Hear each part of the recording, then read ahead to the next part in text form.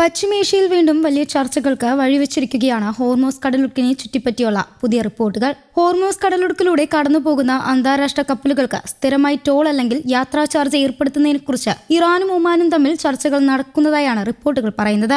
ലോകത്തിലെ ഏറ്റവും പ്രധാനപ്പെട്ട കടൽപാതകളിലൊന്നായ ഹോർമൂസിൽ സുരക്ഷ ഉറപ്പാക്കാനും കപ്പൽ ഗതാഗതം നിയന്ത്രിക്കുന്നതിനും സുരക്ഷിതമാക്കാനുമാണ് ഈ ചർച്ചകളെന്നാണ് സൂചന. കഴിഞ്ഞ മാസങ്ങളിലായി ഇറാൻ, അമേരിക്ക, ഇസ്രായേൽ എന്നിവരെ ചുറ്റിപ്പറ്റിയുള്ള സംഘർഷങ്ങൾ ഈ മേഖലയിൽ വലിയ അനിശ്ചിതത്വം സൃഷ്ടിച്ചിരുന്നു. ചില സമയങ്ങളിൽ കപ്പൽ ഗതാഗതം പോലും തടസ്സപ്പെട്ടിരുന്നു. എണ്ണക്കപ്പലുകൾക്കും ചരക്ക് കപ്പലുകൾക്കും സുരക്ഷാ ഭീഷണി ഉയർന്നതോടെ ലോകവിപണിയിലെ അതിന്റെ ആഘാതം പ്രകടമായി. ഈ സാഹചര്യത്തിലാണ് പുതിയ നിയന്ത്രണ സംവിധാനത്തെക്കുറിച്ചുള്ള ചർച്ചകൾ ശക്തമായത്. ഹോർമൂസ് കടലിടുക്ക് ലോക വ്യാപാരത്തിന് അത്യന്തം പ്രധാനപ്പെട്ട സ്ഥലമാണ്. ഗൾഫ് മേഖലയിലെ വലിയ എണ്ണ ഉൽപാദക രാജ്യങ്ങളിൽ നിന്നുള്ള എണ്ണയും പ്രകൃതിവാതകവും ലോകത്തിന്റെ വിവിധ ഭാഗങ്ങളിലേക്ക് പോകുന്നത് പ്രധാനമായും ഈ വഴിയിലൂടെയാണ്. Saudi Arabia, Iraq, UAE, Kuwait, Qatar തുടങ്ങിയ രാജ്യങ്ങളുടെ കയറ്റുമതിക്ക് ഈ പാത വളരെ നിർണായകമാണ്. ഏഷ്യയിലെ വലിയ സമ്പദ് വ്യവസ്ഥകൾ ഒന്നായ ഇന്ത്യ, ചൈന, ജപ്പാൻ, ദക്ഷിണ കൊറിയ തുടങ്ങിയ രാജ്യങ്ങൾ വലിയ തോതിൽ ഗൾഫ് രാജ്യങ്ങളിൽ നിന്നാണ് എണ്ണ ഇറക്കുമതി ചെയ്യുന്നത്. ആയതിനാൽ ഹോർമൂസിലുണ്ടാകുന്ന ഏതു മാറ്റവും നേരിട്ട് ഈ രാജ്യങ്ങളെ ബാധിക്കും. ഇപ്പോൾ ചർച്ചയിലുള്ള പ്രധാന കാര്യം ഈ കടലിടുക്കിലൂടെ പോകുന്ന കപ്പലുകളിൽ നിന്ന് സ്ഥിരമായി ടോൾ ഈടാക്കുന്നതാണ്. അങ്ങനെ ഒരു സംവിധാനം വന്നാൽ ഓരോ കപ്പലിനും യാത്രാ ഫീസ് നൽകേണ്ടി വരും. അതോടെ കപ്പൽ കമ്പനികളുടെ ചെലവും കൂടും. ആ ചെലവ് പിന്നീട് ചരക്ക് വിലയിലും എണ്ണവിലയിലും പ്രതിഫലിക്കാനാണ് സാധ്യത.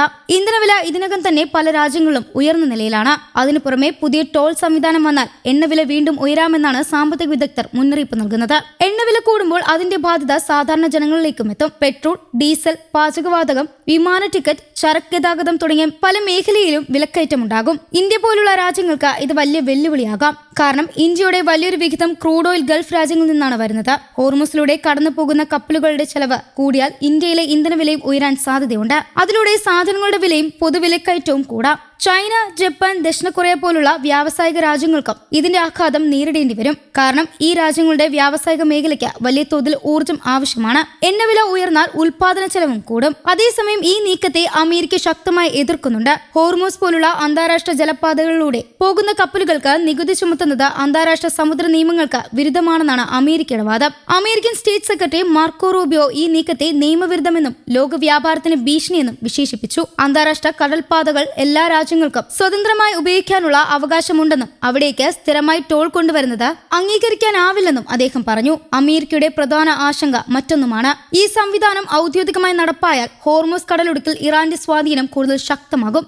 ലോകത്തിലെ ഏറ്റവും പ്രധാനപ്പെട്ട വ്യാപാര പാതകളിലൊന്നിൽ കൂടുതൽ നിയന്ത്രണം നേടാൻ ഇറാന് ഇത് സഹായിക്കുമെന്നാണ് അമേരിക്ക കരുതുന്നത്. ഇറാൻ ഇതിനു മുമ്പും ഹോർമൂസ് കടലിടുക്കിന്റെ പ്രാധാന്യം ഉപയോഗിച്ച് രാഷ്ട്രീയ സമ്മർദ്ദം സൃഷ്ടിച്ചിട്ടുള്ള രാജ്യമാണ്. പശ്ചിമേഷ്യയിലെ സംഘർഷങ്ങൾ വർദ്ധിക്കുമ്പോഴെല്ലാം ഹോർമൂസ് വീണ്ടും ആഗോള ശ്രദ്ധ നേടാറുണ്ട്. കാരണം ലോക എണ്ണ വിപണിയുടെ വലിയൊരു പങ്ക് ഈ ചെറിയ കടൽപാതയെ ആശ്രയിച്ചാണ് പ്രവർത്തിക്കുന്നത്. ഒമാന്റെ നിലപാട് ഇതിൽ വളരെ ശ്രദ്ധേയമാണ്. ഇറാനുമായും പശ്ചിമേഷ്യ രാജ്യങ്ങളുമായും നല്ല ബന്ധം നിലനിർത്താൻ ശ്രമിക്കുന്ന രാജ്യമാണ് ഒമാൻ. അതുകൊണ്ട് തന്നെ മേഖലയിലെ സമാധാനം നിലനിർത്താനും ഗതാഗത സുഗമമാക്കാനുമുള്ള ശ്രമത്തിന്റെ ഭാഗമായാണ് ഒമാൻ ചർച്ചകളിൽ പങ്കെടുക്കുന്നത് എന്നാണ് വിലയിരുത്തൽ. ഹോർമൂസിൽ സുരക്ഷ ഉറപ്പാക്കണമെന്ന് പല രാജ്യങ്ങളും ആഗ്രഹിക്കുന്നുണ്ട്. കഴിഞ്ഞ മാസങ്ങളിലുണ്ടായ സംഘർഷങ്ങൾ കാരണം നിരവധി കപ്പൽ കമ്പനികൾ സുരക്ഷാ ആശങ്ക പ്രകടിപ്പിച്ചിരുന്നു. ചില കപ്പലുകൾ യാത്ര വൈകിപ്പിക്കുകയും ചില കമ്പനികൾ പകരം വഴികൾ അന്വേഷിക്കുകയും ചെയ്യുന്നു. ഇത്തരം സാഹചര്യത്തിൽ സുരക്ഷയ്ക്കായി ഒരു സ്ഥിരമായ സംവിധാനം വേണമെന്ന് ചിലർ പറയുന്നുണ്ട്.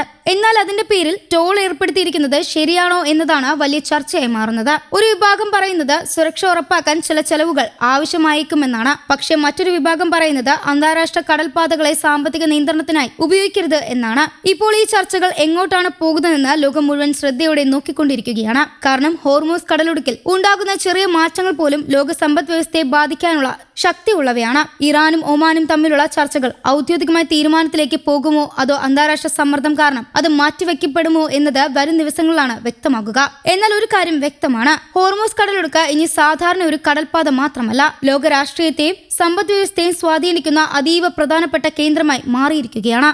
News desk Kerala Kaumudi.